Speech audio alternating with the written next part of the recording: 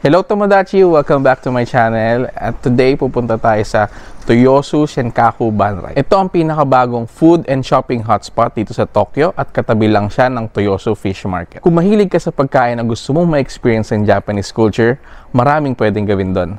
Let's go! O sa Japanese, ikemashou!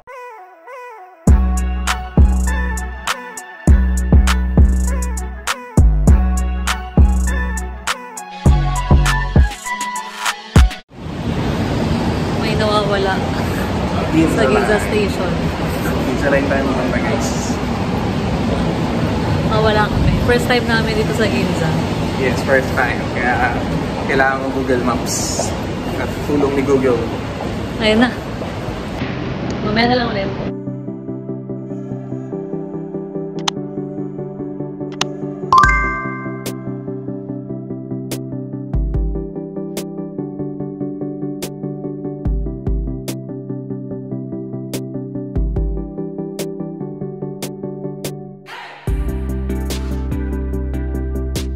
So after 4 train rides, nandito na kami sa Toyosu.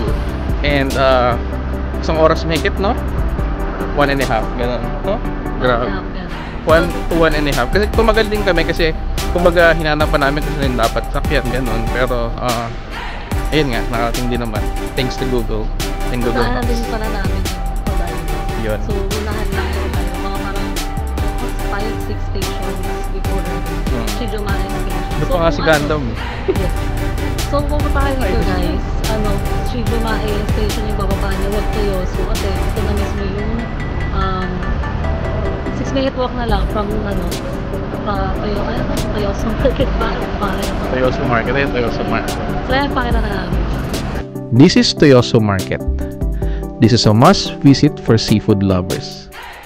It's actually the new location of the famous Tsukiji Fish Market, so you know the quality of seafood here is top-notch. Guys, finally, andito na tayo sa Toyosu Shenkaku Banrai.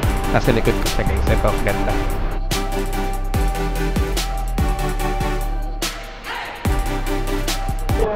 Sobrang daming tao guys. Pero hindi pa ganun kadami tulad sa ibang araw. Ayan guys, so tingnan nyo. Sarap.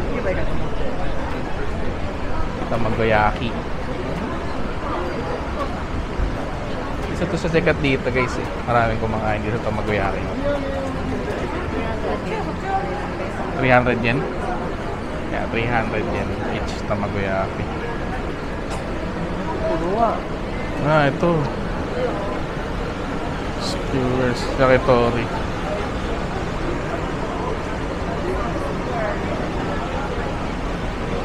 Yakitori. Eating while walking.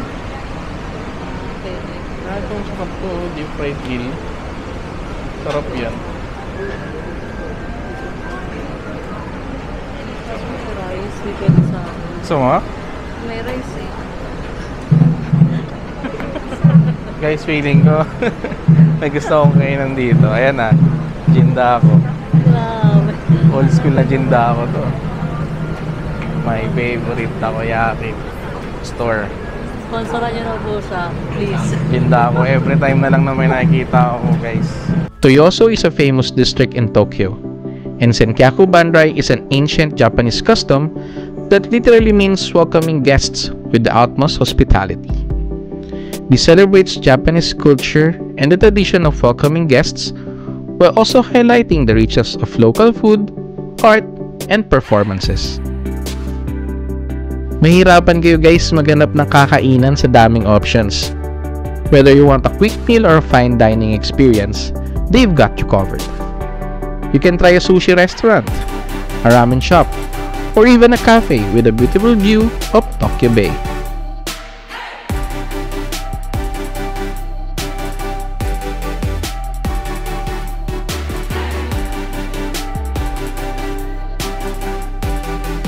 The architecture of this complex is based on the Edo period neighborhood. Kitang-kita nyo naman. Looks new and clean, but has the old vibe pa din. Talaga namang classic meets modern. Halos lahat ng shops dito ay nagbebenta ng seafood since katabi lang sila ng Toyosu Market and you can expect na masarap silang lahat at fresh talaga. This shop sells grilled fish and sobrang bango ng amoy niya guys. Ang sarap lang maglakad-lakad dito. Sobrang bango ng amoy ng mga shops at nakakatakam tignan lahat ng pagkain. Busog ang pangamoy at mata mo.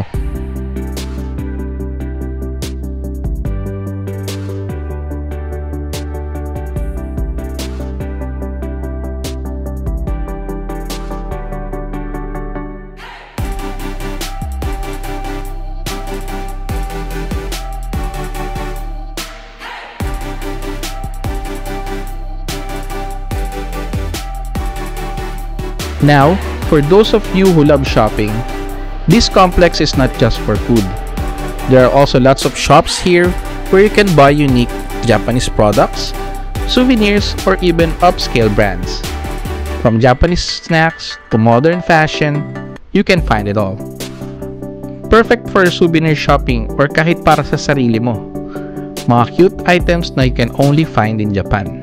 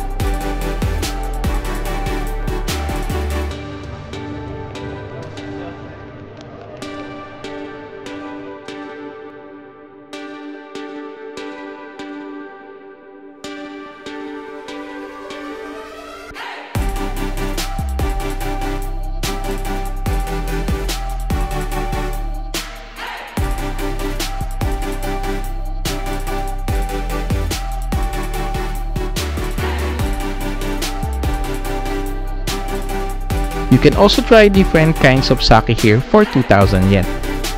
A very unique experience, especially if you love sake.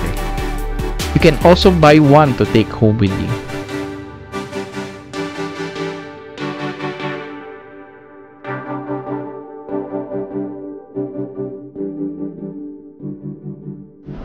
So guys, no, medyo malamig ngayon. Malamig pero para kang nasa Pilipinas. Yeah, malamig may na. barbecue na isda. Puro barbecue. So tara, explore pa tayo. Maliit lang dito guys, hindi naman siya ganun kalaki. Pero maganda kasi parang Edo period yung style ng lugar na to. As bago lang siya actually, February lang siya nag-open. Kaya marami rin talagang, hindi lang foreign tourists, marami rin mga local tourists na nandito. Mga Japanese. Yeah, may mga Pilipino ako naririnig. Ikasayatari siya. So, kakain muna kami. Hanap muna kami mga kainan at ang target natin is ramen. It's sa 3rd floor. So dito siya guys. Ito siya guys. 3rd floor. Ramen.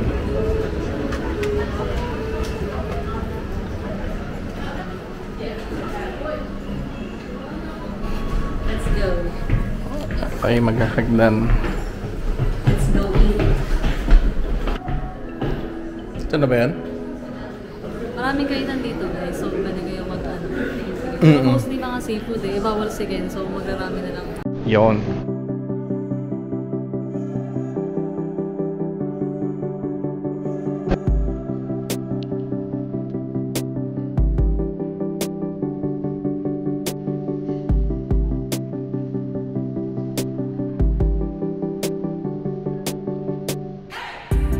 Another reason to visit this place is walking distance lang siya from Teamlab Planets. You can make a quick stop here before or after kayo magpunta ng Teamlab para masulit na din ng araw nyo.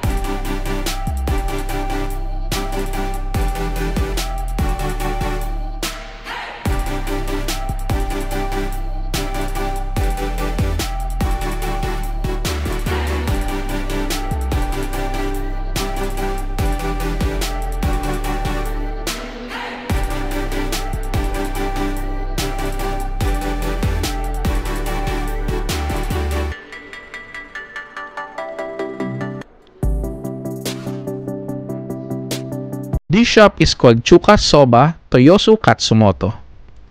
We decided to eat here since madaming seats available, and thankfully, we tried this one since napakasarap ng ramen nila.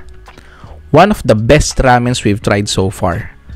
Broth pa lang, masarap na talaga siya guys. We paid via Alipay using GCash app. Napaka-friendly ng mga staff dito and can converse in English, kaya okay na okay.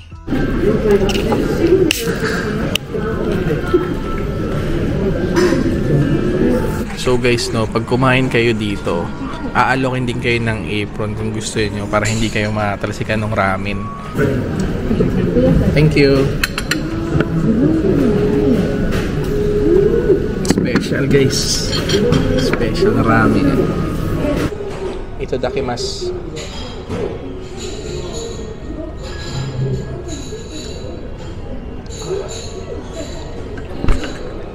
Sobrang sarap. Promise, hindi ako nag-i-exage.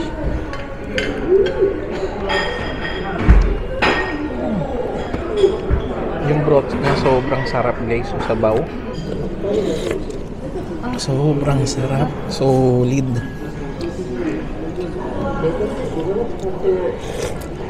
Hindi tayo nagkamoy ng kinainan. Solid. Sarap. Best ramen na natikman ko so far.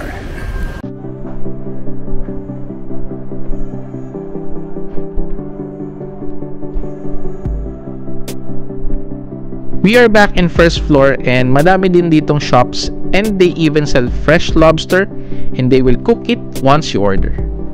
Overall, we had an amazing experience here and we will definitely visit here again in the future.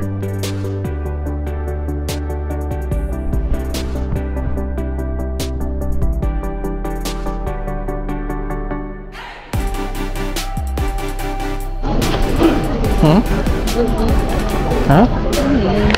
Bunto? Buto ng tilapia. Gusto mo? Hindi. Hindi ko alam kung ano. Ito hipon, no? Ito gusto mo hipon. Hipon. Bakit? Crunchy hipon. Crabs. Mini crabs. Maliit na crabs. 1,000 yen. 700 grams. Ito 35 grams. 1,000 yen.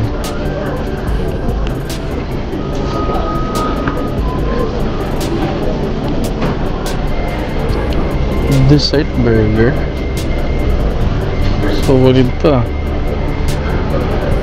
400 yen. Bago sa ni Peya to. So guys, isang mahabang hall din siya ng puro kainan. Balik nasa may kanang side, yun yung karugtong nung nandun sa labas. Tapos dito may kainan din na akong anik-anik. Pero may mga fresh lobster dito na pwedeng lulutuin talaga kasi fresh talaga siya.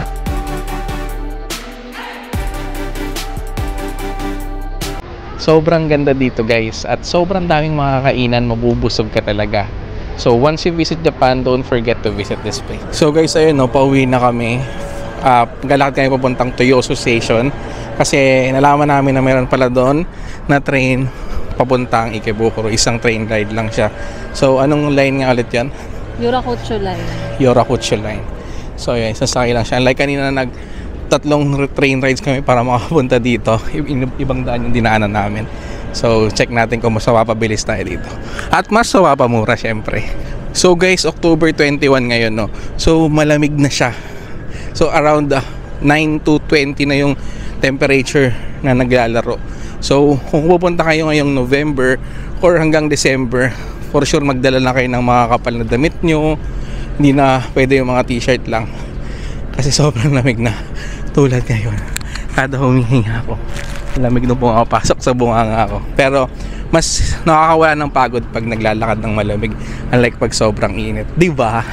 Yes, pero ang sakit na kamay. Ayan. Kaya maga kami uwi rin kasi pag gabi na, di niya na kaya yung lamig sa gabi. Diba? So, ayan. Pauwi na kami guys. See you later. So, if you like this video, don't forget to like and subscribe to my channel para update kayo sa future travel vlogs ko dito sa Japan. Thank you and mata ne!